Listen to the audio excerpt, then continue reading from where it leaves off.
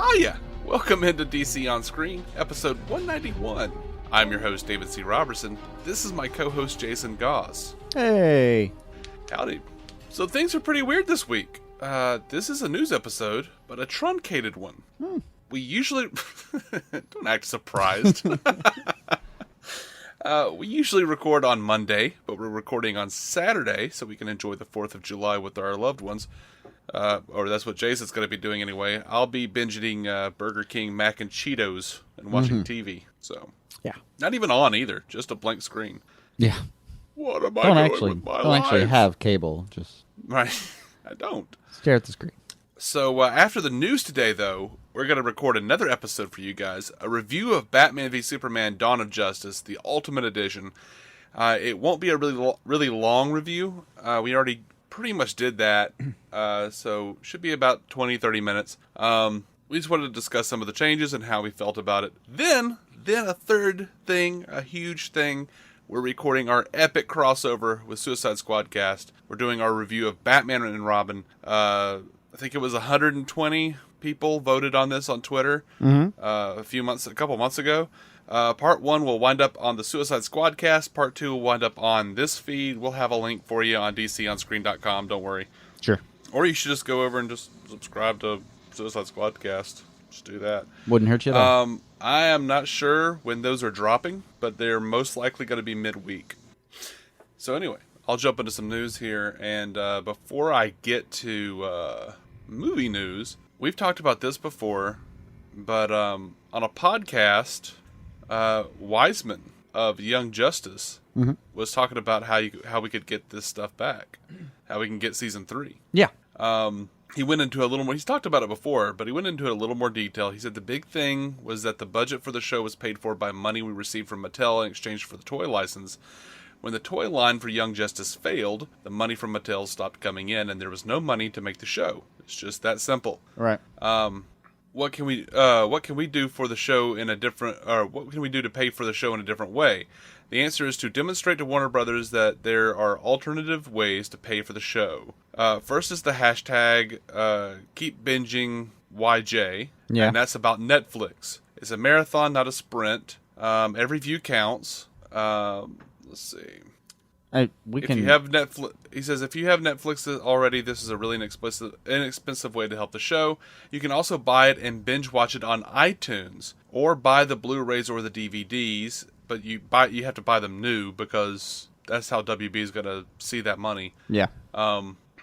So he also said that the other way is to hit it up through DC Comics, because you can go to either Comixology or iTunes and buy the Young Justice comic book tie-ins. Which I should do anyway. I never did that. Yeah. And if you do have Netflix, you absolutely can cheat and still help. I mean, just put that shit on autoplay. When you leave for work, click an episode. Yeah. He did say that he didn't have any inside information, but that it seems like they're at least having conversations. The fact that they're even talking at all means that it's working. And Brandon Vietti, one of the other showrunners, or the other showrunner, said that everyone involved in Young Justice wants to come back. They would love to come back. And that they even have like season 3 plans laid out. Cool. So just reiterating that. We haven't talked about it on the show in a while. And I know last week I said that I had not seen Young Justice. That is true. I've seen pieces. But I am going to be diving into that pretty soon. Yeah. So, and that's going to be on Netflix. I'm looking forward to that. I've been wanting to really, really talk about that one for a while with you. Yeah, well, you know. And I don't know what they'd have planned for season 3, but they've, between season 1 and season 2, they just changed whatever the hell they felt like changing. Like, most of season 2, episode 1 was just, oh, this is how things are now. Oh, okay, all right. I guess, okay. So I guess stuff happened? I look forward to seeing it. I've heard a lot of great things. Yeah, it's really good. And you know what? The only people who gave me, by the way, like last week, I made some comments about how people were going to give me shit for not having seen BSG and Dexter, or Battlestar Galactica. Yeah. The only people who gave me shit were people from the Squadcast. It was really just Scott. So yeah. Hiya, Scott. So over to the Lego Batman movie. I'm looking forward to this thing, man. This thing comes out in February 2017. Yeah. And Lord Philip, what are their names? Lord and Miller. I don't know why I didn't write that down. Their first names, but Lord and Miller, the cats who wrote like a treatment for the Flash. They directed the last Lego movie. We're talking about director Chris McKay. And they were saying McKay is a real Batman aficionado and knows really arcane stuff that was only in one issue of the comic in 1972. So it is chock full of stuff for Batman aficionados. It is just a 90-minute Easter egg. That sounds fun. They asked about whether BVS would be included, and and he says there is no favoritism and there are no limits. It heavily honors the comics, so it covers all the way through to BVS. Nice. Yep. Nice. Yeah, that is going to be a lot of fun. I look forward to it. Yeah. So, listeners of the show know that we are sponsored by Loot Crate. Loot Crate, if you don't know, is a monthly subscription box service for epic geek and gamer items and pop culture gear. For less than $20 a month, you get 6 to 8 items that include licensed gear, apparel, collectibles, one-of-a-kind items, and more. You have until the 19th at 9 p.m. Pacific to subscribe and receive that month's crate, and when the cutoff happens, that is it. Make sure to head over to lootcrate.com/Giant Size Team Up and enter the code Giant Size Team Up to save $3 off of any new subscription. This month, they are doing the futuristic theme. They've got Rick and Morty stuff, Futurama, Star Trek, Mega Man, Valiant Comics.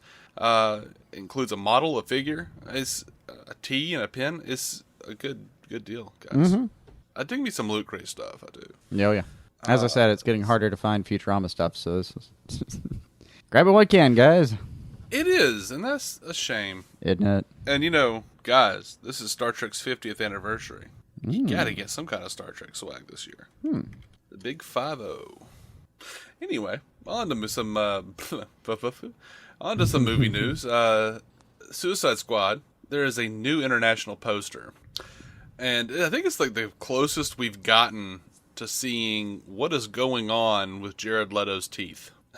Yeah, it's big Jared Leto in the background and like the squad standing in front of him. And I was thinking about last week, Ayer was saying that even the teeth have a backstory that's canonical with the comics.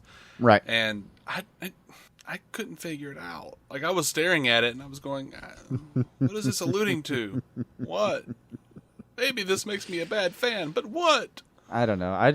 The whole time I've been hoping it has something to do with the fact that, like, Batman keeps punching him in the teeth, and he obviously needs repair work done. Mm-hmm. That would be fine with me. I mean, yeah.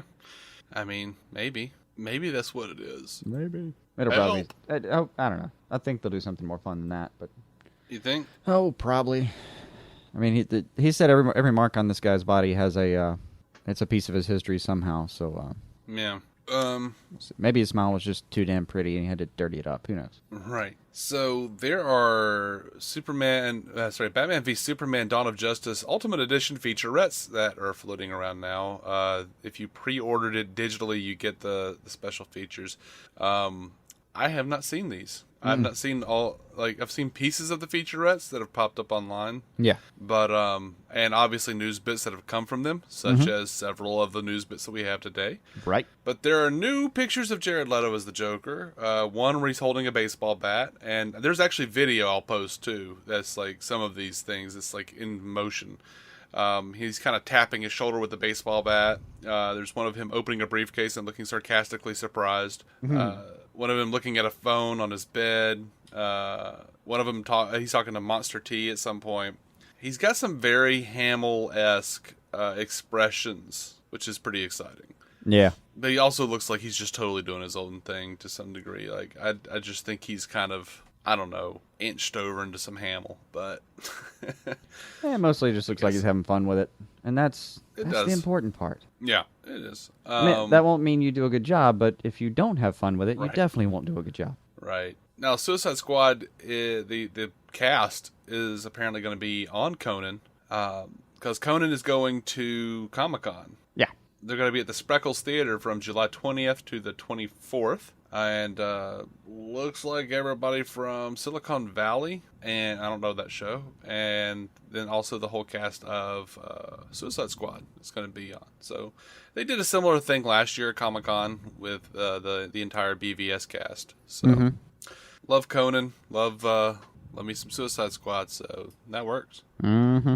So there are also a bunch of new pictures and videos of Wonder Woman from either the Wonder Woman or Batman v Superman filming. Is concept art. There's one of her with a cloak, lots of with her posing. There's a video of her doing the Linda Carter spin while laughing. It's a lot of fun. Yeah, it does sound nice. So there's a bit of a rumor, a lot of speculation. So this is rumor and speculation, but Jared Leto just got back from London. Mm-hmm. That's where they're filming Justice League. Yes, sir, it is. Wonder what's happening. I don't care as long as it happens.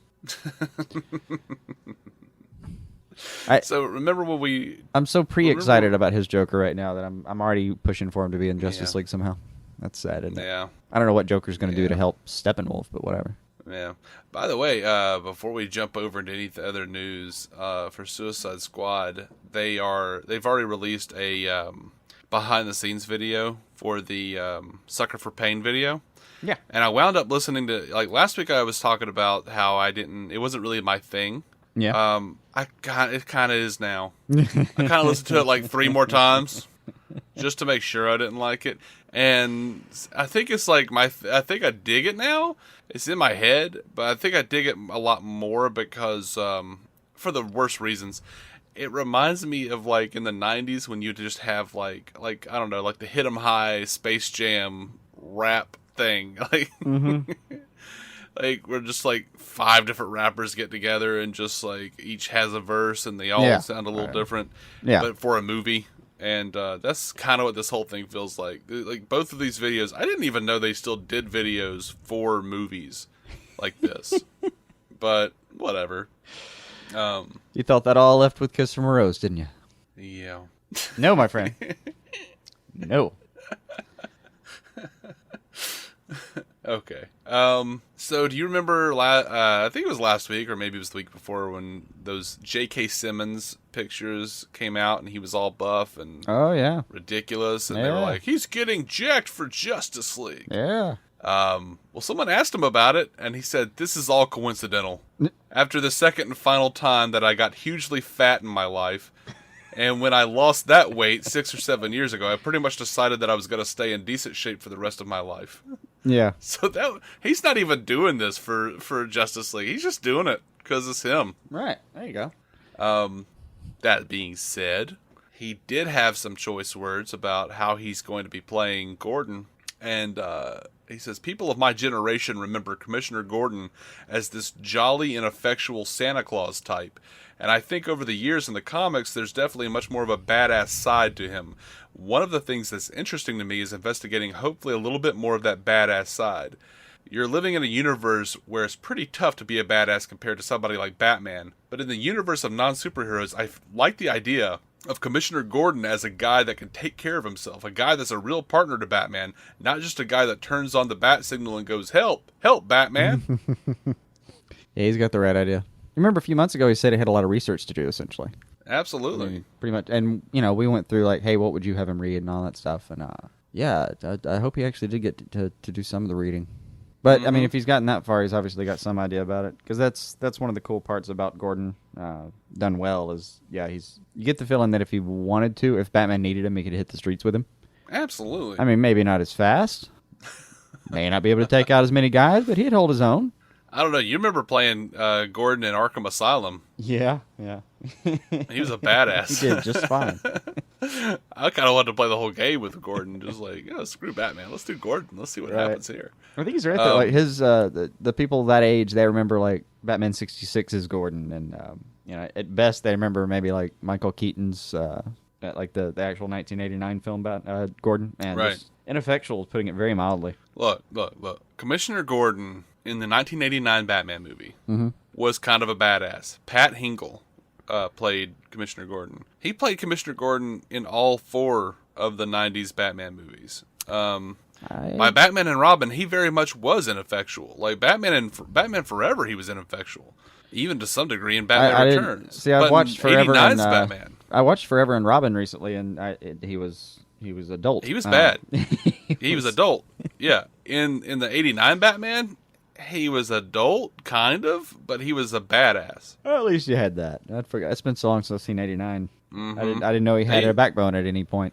They treated him more seriously, a lot more seriously. Okay. But Hingle could he could pull the range. So I mean, so far the best on-screen version really is Oldman's. I mean, But yeah, talking about like the Jolly Santa type, like, and how he's like screaming "Help, help, Batman!" It always makes me think of the first episode of the Adam West series, where like the High Diddle Riddle, where like Gordon and O'Hara have like all their lieutenants or whatever in their office, right? And he's like, "Us the Riddler. Do any of you have what it takes to take down the Riddler?" And they all, including Gordon, like drop their heads. And he goes, "Yes." Oh. He goes over to the bat phone. Yeah. I'm like, you sad sack pieces of shit. And then, if I remember correctly, Batman brings Robin over, and Robin proceeds to solve all the riddles for him. Yeah, that's what happens. It's not, like, it cracks me up when they do the Riddler episodes. That it's like an ongoing bit for me. It's every time I watch one of them, like Robin solves most of them. And the crucial one, Batman will end up getting like the crucial one that's the plot point, and then Robin gets the rest of them. Yeah, but it was, if I remember correctly, it was always played like Robin was getting it for the audience. Batman already knew it. Yeah, he didn't have to say it out loud. What cracks me up is he's just always kind of nodding. I don't know if I just started imagining it, but I always had this. There was an undertone somehow. He'd turn around and good job, old friend, or something like that. And like I started hearing or imagining this subtext where he's like, "Good job, you little dick." I would have gotten that. Yeah, I mean, I knew it. They also did the little back and forth thing where it was like, well, this and this means this. And as he's like finishing his sentence, you see like Batman get the idea and go, yes, and then this and this and this. And it's like, holy blah, blah, blah, Batman. And then that and that and that. Yes, my old chum. And like, they're always just amazing, absolutely amazing stretches of logic, too. I love it. He left us a pebble, Batman. Pebbles are round. So are tires. Someone just retired recently. He has Chief O'Hara, who just retired recently out of Car Factory. Well, you got it. Dun, dun, dun, dun, dun, dun, dun. Anyway, over to Justice League. Zack Snyder was talking to Collider, and apparently, last week we were talking about how they haven't had an actual scene with the entire Justice League. Apparently now they have. Oh, cool. Snyder was saying it was super cool. It was really fun. We did have a big sequence where they had to make the plan. I won't say what it was. It was pretty fun. Power shot. Power shot. They asked him if it was going to end on a cliffhanger like BVS, and he says, hopefully there's some reason to go. The movie doesn't end and you go, okay, well, that's the DC universe. All right. Well, I guess we've arrived. Yeah. Yeah. Now, in one of those BVS special features, Ray Fisher was talking about Cyborg, and this isn't really news. I just liked it a lot. He just was talking about how excited he is to be playing the part, and he says, more excited than is cool. More excited than is cool. That sounds right, though. Yeah, that's on the United the World's Finest featurette.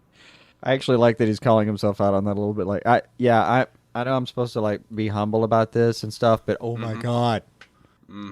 Oh, that's how any of us would feel, buddy. Now there was one kind of cool Easter egg that was reported on in the in the extended Ultimate Edition of BVS that I wanted to talk about. Apparently, this is something I didn't notice, but in the theatrical cut, Lex's prisoner number was TK421. Which was a reference to the Imperial Stormtrooper who had Han and Luke in custody in Star Wars. There's no way I was going to catch that. Nope. It was changed for the Ultimate Edition. Really? Okay. Lex's prisoner number is AC231940, which is reference to Action Comics 23 1940, which is the first appearance of Lex Luthor. See, that's cool. Yeah. That's really cool. And we posted it on the Facebook page. We've posted all of this stuff on the Facebook page. But there is also, and I didn't want to get into it fully, but there is like a list of every Easter egg. Oh, in the Ultimate an article. In the Ultimate Cut. Like someone did an Ultimate Cut of Easter eggs. Just a whole listing of just all the Easter eggs. Okay, that's pretty cool. Yeah. Do they does one of the numbers just say Jon Stewart? I think so. Just says, hey, Jon Stewart was there too. Yeah, I think so. So, jumping over to television, right. Supergirl. Andrew Kreisberg was asked about Jeremiah Danvers, and he says, you should question everything. Until you see Jeremiah Danvers walk through the front door, everything can be questioned. So, who knows if Manhunter's little vision that he was alive is still even true, or if he's still Jeremiah Danvers, or if something's invaded his brain, or maybe he's in the pod. I don't know. So glad they're going to get a chance to tell us what was in that damn pod. It would have worked okay as an ending, but yeah. I mean, since Hank Henshaw was not, Cyborg Superman, maybe this is Cyborg Jeremiah Superman. Danvers can be. Maybe Jeremiah Danvers. That'd be cool. Give Dean Cain another shot at the cape. Be a nice take. So speaking of Hank Henshaw, David Harewood on Instagram put up a picture of the script title of the first episode of season 2. Mm-hmm. It is called The Adventures of Supergirl. Staying classic. Gotcha. All right. Staying classic. Over on The Flash, Tom Felton, who was in Harry Potter, I'm told. Yeah. Go ahead, Scott. That little series of Go films. ahead. Go ahead, Scott. Tell me. I can't listen to you if you haven't seen Harry Potter.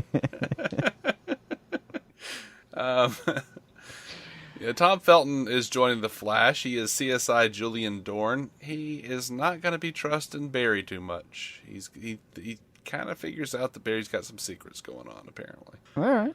Yeah. I mean, somebody on there's got to figure it out eventually. Yeah. We thought it'd be Wally. I'm sitting there going, well, Wally kind of figured it out when it happened in front of his face. Yeah. Like, oh, wait, you're the Flaw! Oh, okay. Man, I really thought, let me put it this way. I've seen some Flash news coming up. But you know what's sad is I'm not even bothering to play the What If game with the Flash this summer until I get back to the actual show and see what they're doing with the paradox. Like how hard do they hit the reset button? Until then, I almost don't even want to speculate.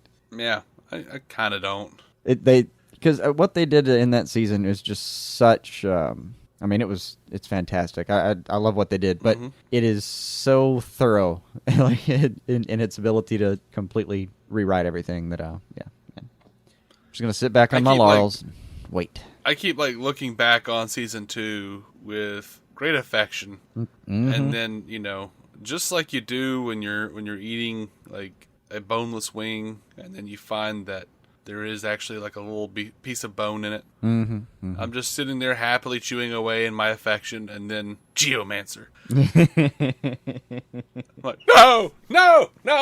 Oh, sorry. Yeah. I just got a little Geomancer there. Yeah. You get a burger at a cheap restaurant, and there's a little bit of bone in the chuck, and you lose a piece of tooth on it. Damn you, Geomancer.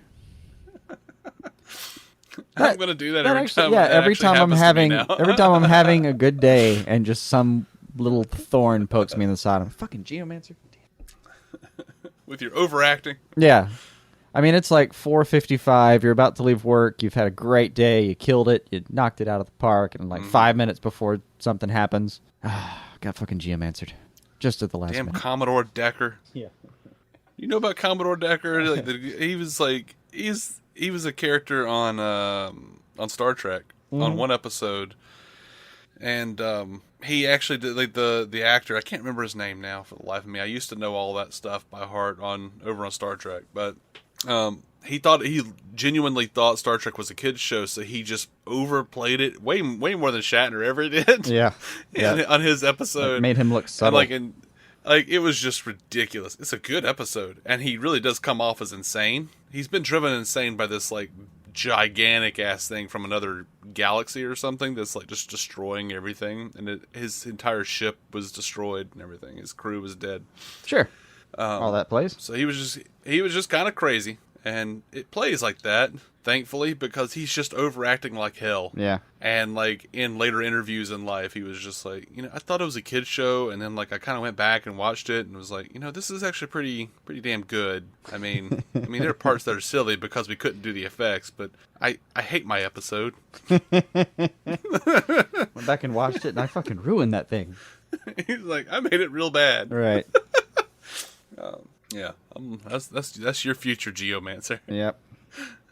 If you have any kind of future. Anyway, I'm sorry, Geomancer. It's sad. It is sad. I hate it for I don't know who the actor was, but I feel like he could play. This dude could get picked up in the next great like Breaking Bad as the lead, and I think I would still just like cringe every time I saw him. Oh yeah. He's I may have been spoiled on him.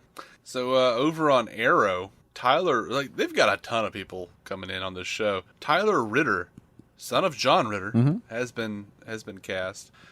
He's going to be playing Detective Malone, a new cop at Star City Police Department, filling the void left by Captain Lance. Because remember, Captain Lance ran off with Donna. Mm-hmm. You gotta keep Donna safe. Keep her safe.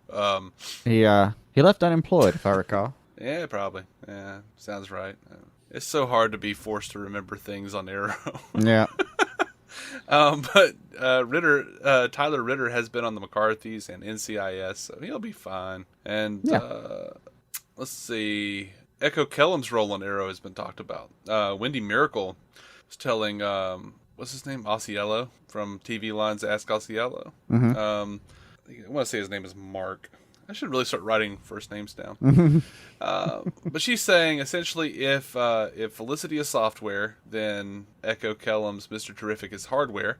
As he evolves into becoming Mr. Terrific in season 5, one of the things we're really exploring is differentiating them by having Curtis be more like Cisco in The Flash. We want him to be a bit more hands-on, a little more about building physical tech. That makes sense, though. Yeah. And I already thought he was the Cisco of the show. I don't understand. Oh, I mean, I think they've already got that one under wraps. Don't mess with it. But Wendy, you've got this. Calm down.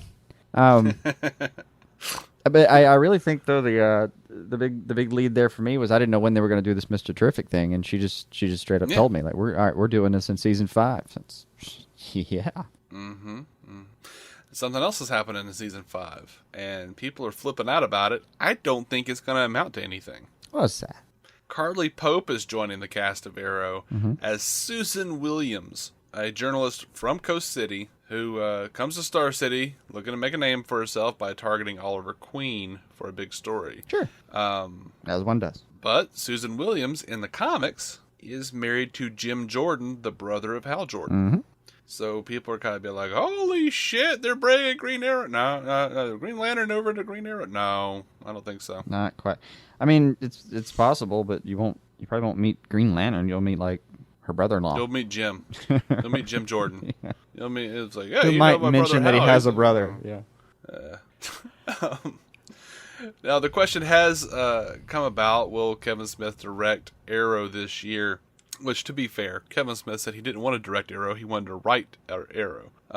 But which he is Stephen Amell absolutely qualified to do. Yeah, Stephen Amell during a Facebook Live session answered the question about whether Kevin would direct, saying or what the chances were. He said, "I'd say they're good. He's not directing one this year unless things change, which they always can, and they already have. So please try to interpret that the best way you can." Someone then asked Stephen, would you like to the end of a sentence that didn't make sense and just put out, do what you will. Yep. Good luck with that. I'm not going to sort it out. Next question. In the same session, someone asked, would you like to have Nightwing on the show? Apparently he paused. They say he stumbled over his words and then said, I feel like I'm good with Roy Harper. Let's get Roy Harper back. All right. So the implication here that the internet took from it was that they're going to bring back a Roy Harper Nightwing, right? So No. I just think he wants Roy Harper back. Just wants I would Roy rather Harper see Roy Harper. I want to see Nightwing and Roy Harper come back. I want to see both of them together and just be like, yeah, we're buddies. This is my buddy Dick. What's up? Comes back as Red Arrow, and hey, look, I brought a friend with me. He's pretty good too. Yeah, try him out. Pulls out them criminal sticks. Pulls out them criminal sticks, man. Take him in that little cage there you got, and try to hit him. Good luck. Right. And then one quick line about like he's been trained by better than you, Oliver. Oliver? I mean, if I said Walliver, it's well within reason. It's like talking to a wall. If he ever becomes I'll call you Walliver. If he ever becomes like the leader of Argus, I'll call him Walliver. There's a ship for the ages. Mm-hmm. All right, so Stephen Amell has made an announcement on Facebook Live. I don't know if it was the same session or not. I think it was one today, actually. This is just brand new. Really like doing those live Facebook things. I think that's true anyway. He really does. He does them all the time. Yeah. He's a man who really enjoys his fans. Cody Rhodes is going to be on Arrow in a guest spot this year. Cody Rhodes is from WWE. Yeah. Stardust, I think he used to be, or something. That's it. Yeah. So I kept thinking Gold Dust. I'm not Gold one Dust with might the be right. wrestling. No, I'm thinking you're right. I don't know, something about dust. No, I think it's Stardust. I'm pretty sure I read Stardust Let's earlier. say Stardust. Which is totally what Bowie would have been if he'd ever gotten in the ring. But yeah, he's not actually from the. He's not actually. He actually got released from his contract. He wanted to leave. So WWE? He wanted to go into acting. Oh, okay. Yeah.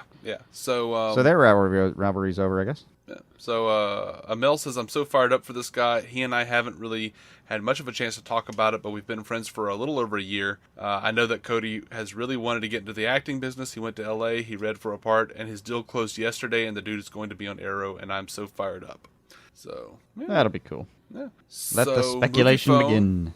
Yeah. Movie Phone was talking to Katie Lotz, and she said, I think Sarah might get a new girlfriend on Legends Season 2. She said she also hopes that Katrina Law gets to come back, even though Katrina Law apparently has a new show. But she said she worked it into her deal so she could come and see us. So we might actually get some more Katrina Law on Legends of Tomorrow Season 2. But guess who else we're going to get? We're going to get Albert Einstein. Huh. The one and only. TV line says it is a disillusioned and snarky version of the real-life physicist. All right. Look for the Legends of Tomorrow crew to cross paths with a circa 1942 Albert Einstein in Season 2, but they're disillusioned to discover that the legendary scientist is a snarky, brusque skirt chaser. He proves to be quite a handful when they attempt to save his life. They did a similar thing on Eureka. Did they? Yeah, similar. Kind of, you go back to that time period and you meet a famous scientist and he's just kind of half a jerk and half awesome. Mm-hmm. Definitely into tail. Yeah. That's all the news I have. Oh, really? All right. Yeah. That's all the news. I told you it was going to be truncated. You did say truncated. I said truncated. You said truncated. We can't untruncate it by saying truncated over and over again. Yeah, well, we could, but there's just little point to that. Mm-hmm. I'm already bored. Guys, a new podcast has started up. Our friend Scott Madison, longtime contributor of the show, has started a new show called Next Time. Mm-hmm. And he's doing fan theories, just theories about the new show or the shows that are coming up, all the geek properties. Is pretty fun. Go check that out. You can go to planetrisecreative.com/podcasts to check out his show, or just look up Next Time. I said earlier that I was hesitant to do, and really with any of the CW verse, I'm hesitant to do stuff until I see what Flash has done to it. Mm-hmm. I don't think Scott's going to play by the same rules I'm playing by. Scott absolutely doesn't. And he has gone to great lengths during, and I actually am curious when the new shows start back up how he's going to play this. Mm-hmm. Because in the past, this entire last year that we've been on, as the shows went, he's sending us, play-by-plays mm-hmm. for pretty much every show. Yeah. And reacting to it. Yeah. And about half of that is just conjecture about what the next scene is going to be. Yeah. He really enjoys fan theories. He enjoys getting into that kind of stuff. We don't do that very much. We don't as much. And I always enjoy I enjoy it, but we don't do it as much. Right. And I think part of that for me is honestly just listening to other podcasts that get it so wrong. Oh, this is going to happen. Wouldn't it be cool? I'm like, yeah, it's not going to happen. And it doesn't happen. We take guesses because we can't help it sometimes. Yeah, it's fun to some degree, but I don't. But I've want to sit there by like the end of TV season. I've had my share of Crow, man. Like I'm quite full of it. Right, and I wouldn't. Every now and then we get one. I don't really want to try to predict what's going to happen. I'm more of the what they should have done type. Or what they should do, and maybe that's because I'm a dick. I don't know. No, that's more our style. Is like me and you'll be chatting and just go, oh, it'd be fun if they did this. And every now and then they actually do that, and we go, oh, it's great. Most of the time they don't, usually, and we either have to go, oh, they're better than we are, or oh, I think I would have liked Maya did more. Right. I've actively had to try to stop myself from doing that at times for certain shows, because I'm just like, you know what? I know they're not going to do it, and it's just going to bum me the hell out. It's just going to bum me out, and I'm going to like the show less, and I don't need to like Arrow less. I mean, whatever show, non-named show. No, we did that with Lucifer all season, and that was the only reason we survived. Every now and then it can come in handy. Yeah, on Lucifer we just did. It would be good if they did anything. Right. It'd be good. Any damn thing. If it was a show. If it was a show. But yeah, Scott is awesome. He's a good guy. We're gonna get him on this show one day. Yeah. It's just a matter of trying to figure that shit out. Yep. Yeah, planetrisecreative.com/podcasts. That's where you go for Mr. Scott Madison's next time. What else? We have anything else? No. We good? No, we got an Ultimate Edition coming right up. All right. So, guys, thank you so much for listening. You can send feedback to Twitter. We're on Twitter at DC On Screen. We're at Facebook DC On Screen. We just hit the 4K mark on our likes on the Facebook page. Woo! So that's pretty exciting. If you can also, if you don't want to be public about it, you can contact us at dconscreen@gmail.com. You can find us on iTunes, Stitcher, dconscreen.com. We are proud members of the Giant Size Team Up Network, giantsizeteamup.com. And if you are looking for a podcast that goes into all the movie news and all the TV news, go check out our friends Steve West and Jacob Raspberry at Screensplosion. I'll put up a link to those guys, as well as Scott's in the episode descriptions. Good people, good folks, salt of the earth, I say. Until next time, guys, keep some DC on your screen.